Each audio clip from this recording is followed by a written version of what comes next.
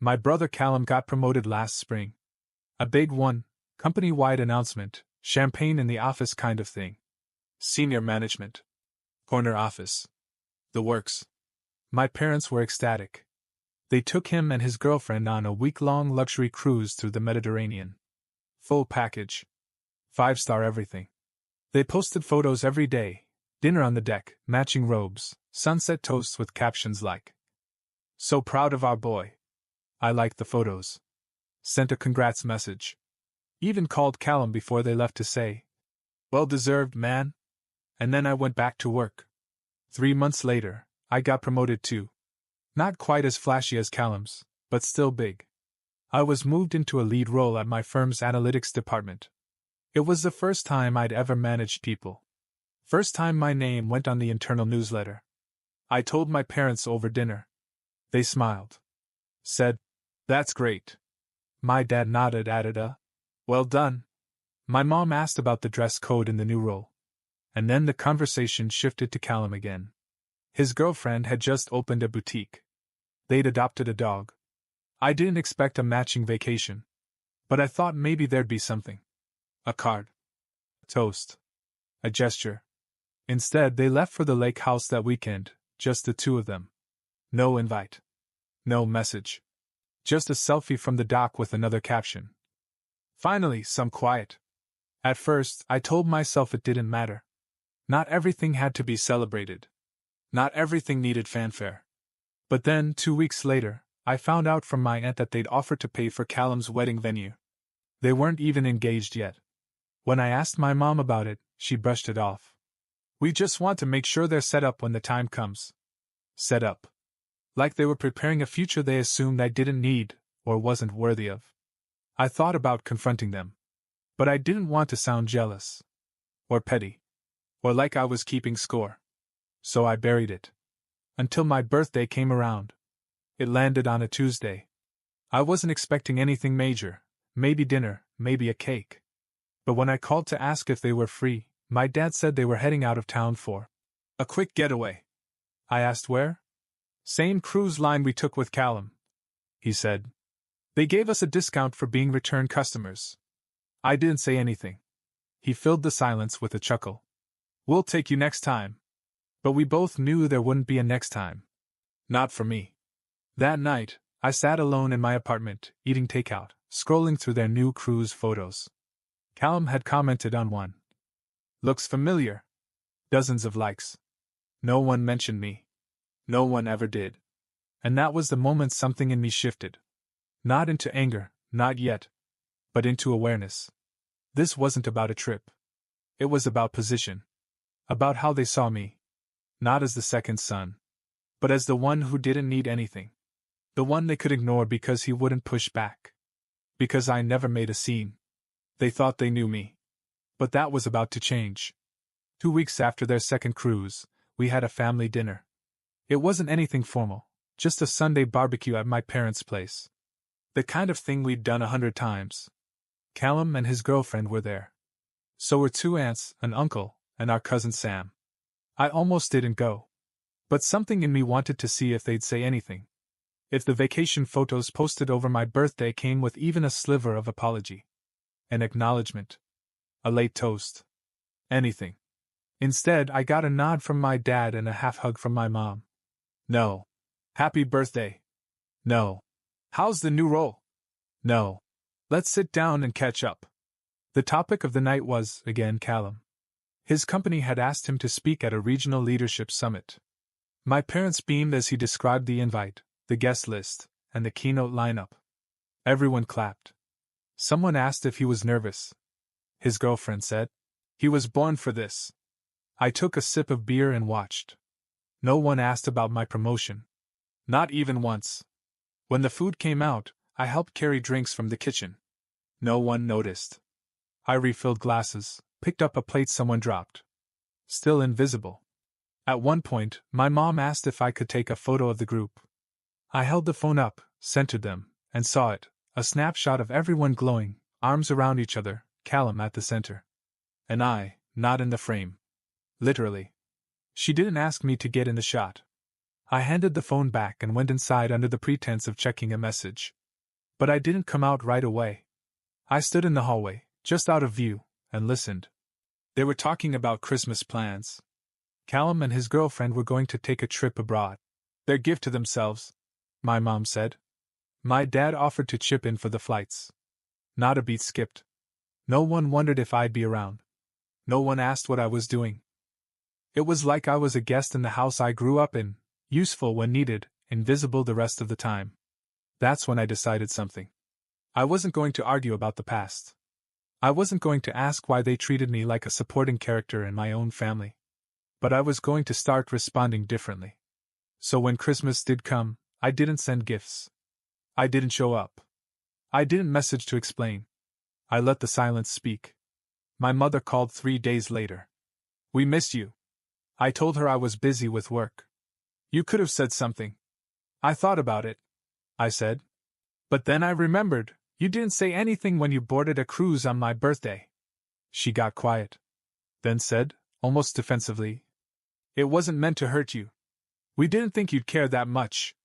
That sentence settled deep in my chest. Not because it was cruel. Because it was honest. They didn't think I'd care. Because I trained them not to. I hung up soon after, politely. Not angry. Just done.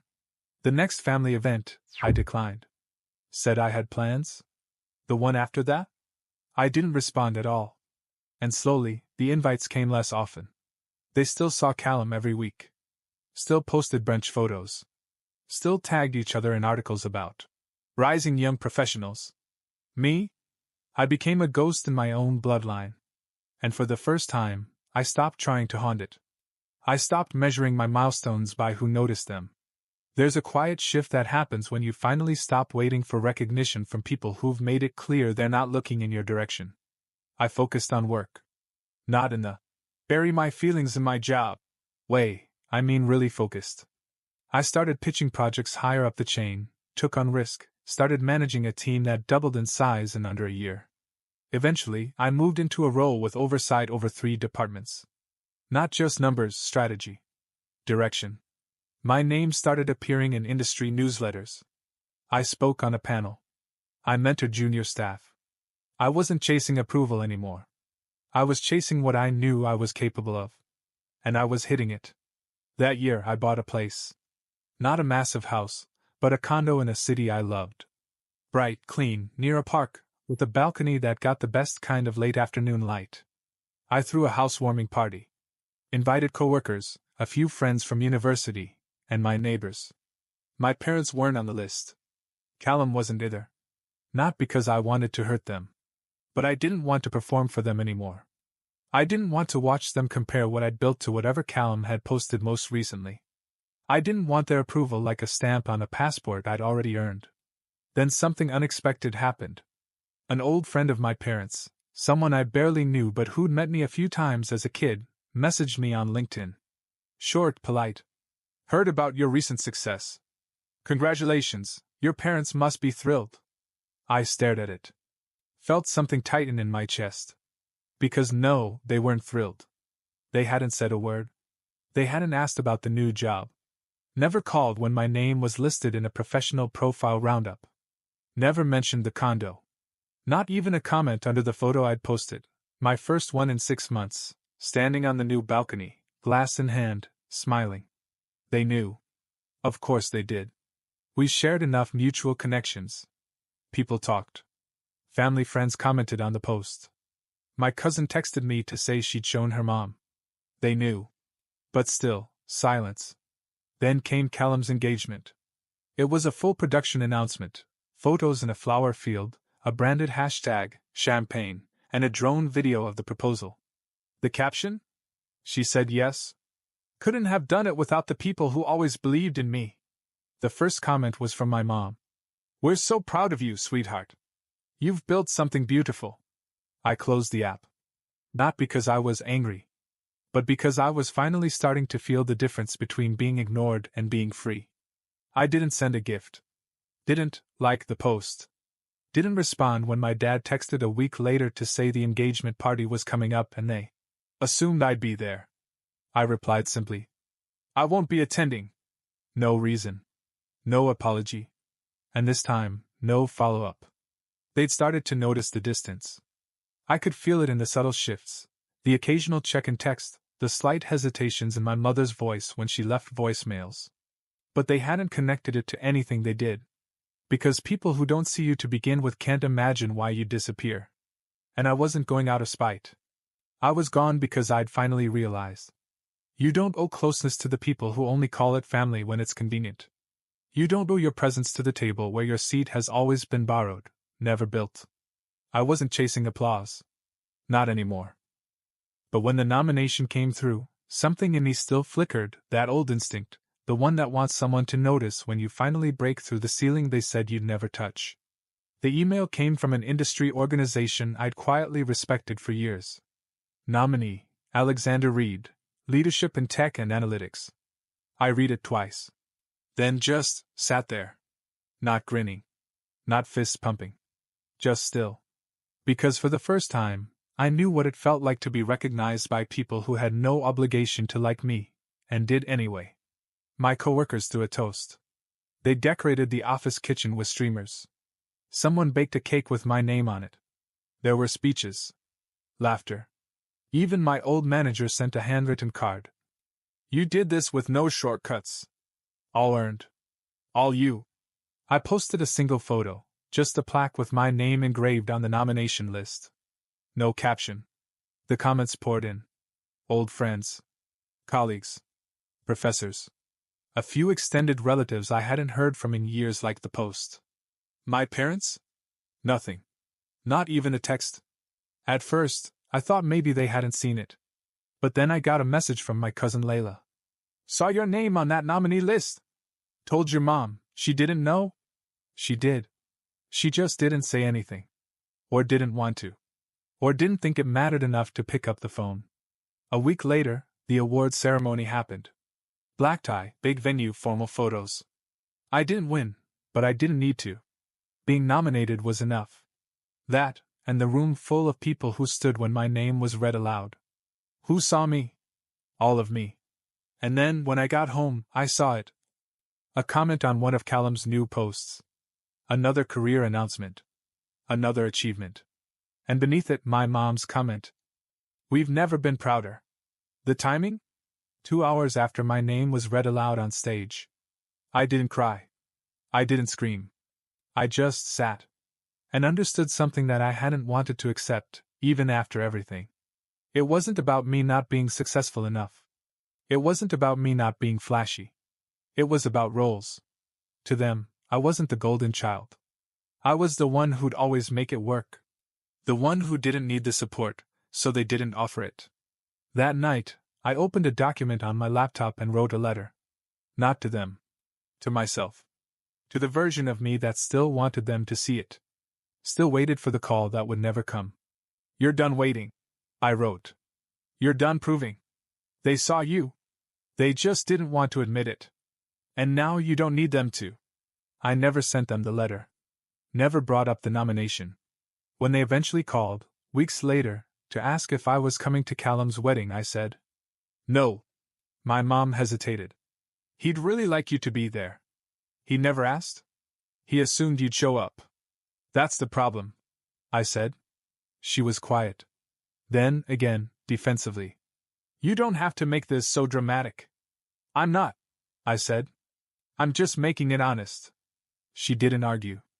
Didn't apologize. Just ended the call with a flat. Well, take care. And that was that. No follow-up. No explanation. Just the space I'd learned to live in, this time, finally on my terms. I didn't go to the wedding. Didn't send a gift. Didn't send regrets. Didn't respond to the family group chat when someone posted a photo of Callum and his wife walking down the aisle under a canopy of sparklers. I muted the thread. They didn't ask where I was? Not directly.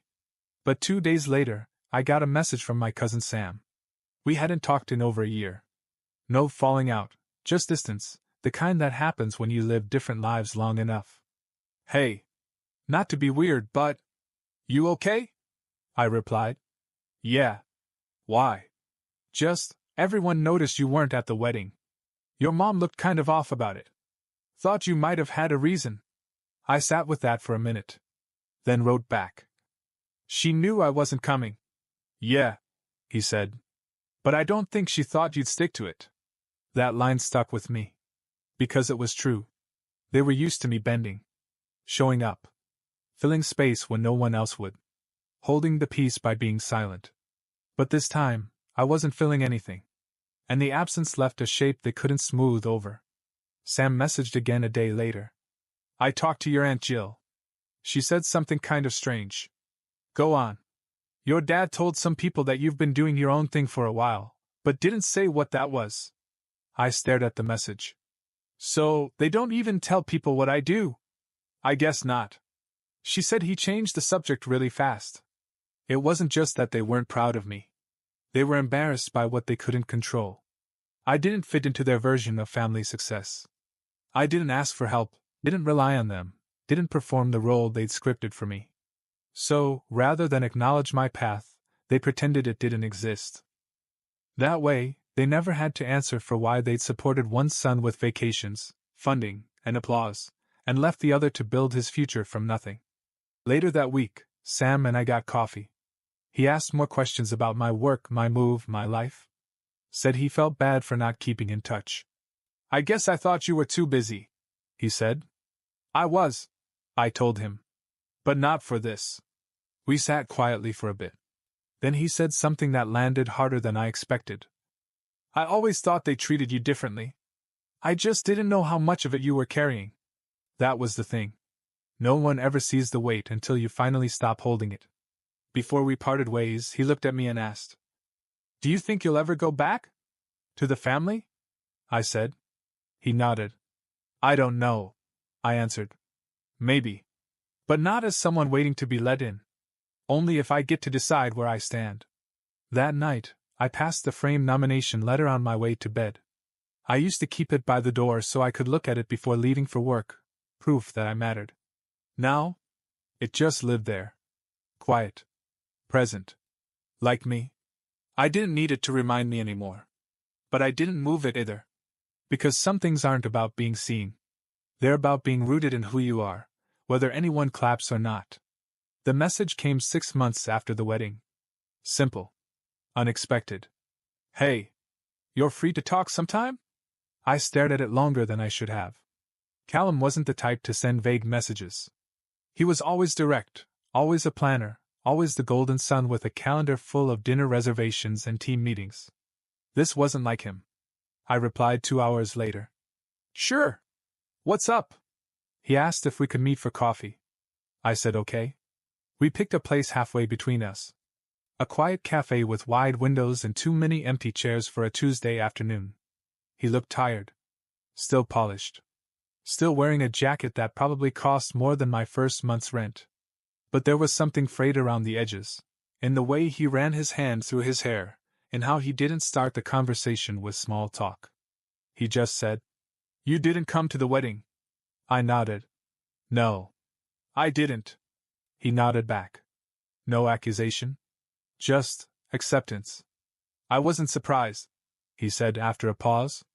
But I guess I hoped you would. I know, I said. But you never asked me to come. Not directly. Did I need to? That's kind of the point. He looked down at his coffee. I think I didn't ask because I knew the answer. And why do you think the answer was no? I asked. He exhaled. Because we left you behind. And we acted like you were the one who walked away. That stopped me. Not because it was dramatic. But because it was true. And because it was the first time someone from my family had said it out loud. You know what really hurt? I said. It wasn't the cruises. Or the funding. Or even being ignored. What then? It was the silence. It was watching you all celebrate each other over and over while I sat on the outside like it was normal. Like I was the quiet one. When really? I just got tired of trying to matter in a room that didn't leave a chair for me. He didn't argue. Didn't defend our parents. Just listened. They didn't mean to make it that way, he said finally. I know, I said. But they still did. We talked for over an hour. About the childhood differences. The little ways they favored him. The assumptions they made about me being fine on my own. And then he said, I think I like being the favorite because I didn't know what it was costing you.